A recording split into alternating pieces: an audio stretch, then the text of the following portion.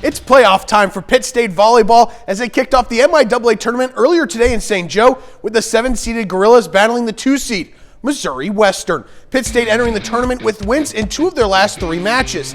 After trailing early in the first set, the Gorillas would battle back and Malia Johnson would help PSU win the set with this kill. But here come the Griffins. It's the All-MIAA first-teamer Emma Salker's spike finding Harwood as Missouri Western ties the match. And they weren't done there. Noelle Sutcliffe gets in on the action with a kill of her own as the Griffins take a 2-1 set lead.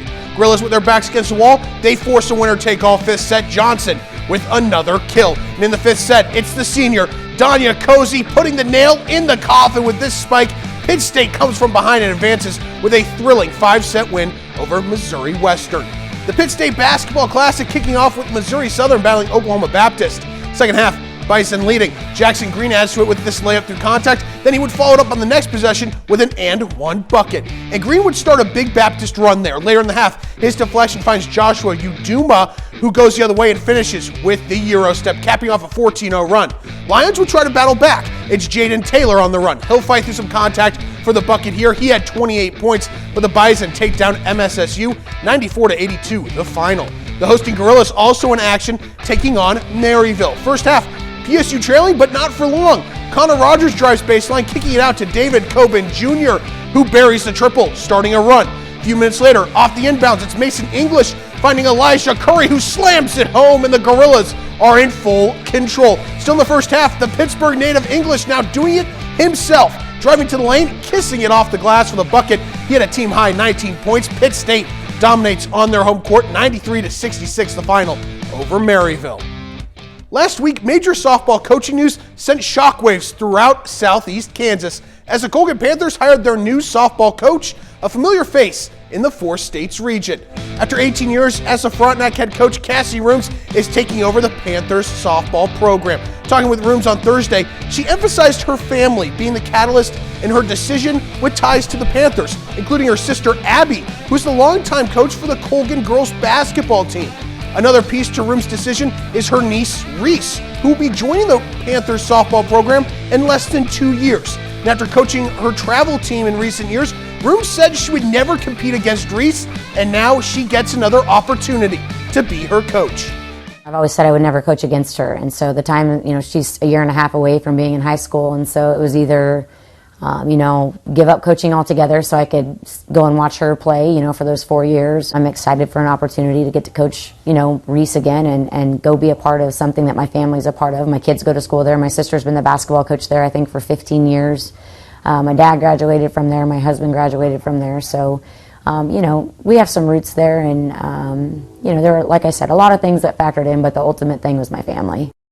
During her time with the Raiders, Rooms won over 300 games and 5 state championships. Looking back on her tenure, the Frontenac grad says that the personal legacy doesn't matter to her. What's important is the relationships she's formed with her players. I think people forget that part about it. It's great, the new opportunity and the great things that are ahead of me, but I also spent a lot of my life in Frontenac, and the community support is top-notch, and like I said, I got to coach a lot of kids. I coached over 400 games there, so a lot of my life it has been in Frontenac, and I'm so grateful. I want the legacy of Frontenac softball just to be where kids know that they were loved and they were cared for, and just something that's a positive impact for them in their life. It's not about a legacy, it's just about those relationships with the kids and them having a positive memory about Frontenac softball. The Pitt State Gorillas are coming off a big win over Northwest Missouri State to claim a share of the MIAA championship. But that's now in the rearview mirror as it's playoff time for the Gorillas, who open postseason play this week against Chadron State. A key this week for the Gorillas is in the trenches. The Eagles' offense is averaging over 180 yards rushing per game this year, and the emphasis for the Pitt State defense is to limit the ground game.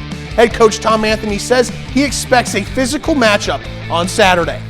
See an offense that plays physical, they play nasty, they want to run the football, and you see a defense that presents a lot of issues for you as an offense, just with all the different stuff they do up front and in the box and the different pictures they can give you. No team left at this point doesn't deserve to be where they're at. I mean, they're a very well coached team. They have a ton of talent. They do well in all 3 phases: offense, defense, special teams. One thing that jumped out to me when I started watching them on Sunday was just how hard they play. It's a very physical team, and I mean, they have a lot of talent at a lot of different spots. After starting the season 0-2, the Gorillas have been in playoff mode and believe their early season adversity will only help them this postseason. And after finishing the regular season with 9 straight wins, Pitt State secured another opportunity to play at Kearney Smith Stadium, adding to the team's excitement for this week. I think it's a huge testament to how our team came together and that brotherhood came together, and we decided to just flip the script and make it our season and just keep working hard every day, and don't take every day for granted. Just keep working hard, and we'll just take it week by week. That was the hard part going into kind of senior week. It was just kind of getting your guys to embrace the potential that might be the last time they all get to play together, at home. So for us to be able to have a first round home game, very thankful, for our seniors that they do get to play at least one more game at home. Thankful for this 2025 football team that we get to go down that gorilla walk at least one more time together. Hopefully we enjoy that and embrace that. And then always good, anytime we can play in front of what I feel like are the best fans in the country, it's a lot of fun to know that we get to do that. The Gorillas and Eagles clash on Saturday in the Jungle. Kickoff at 1 p.m. from Pittsburgh. That's it for sports. We're back with more after the break.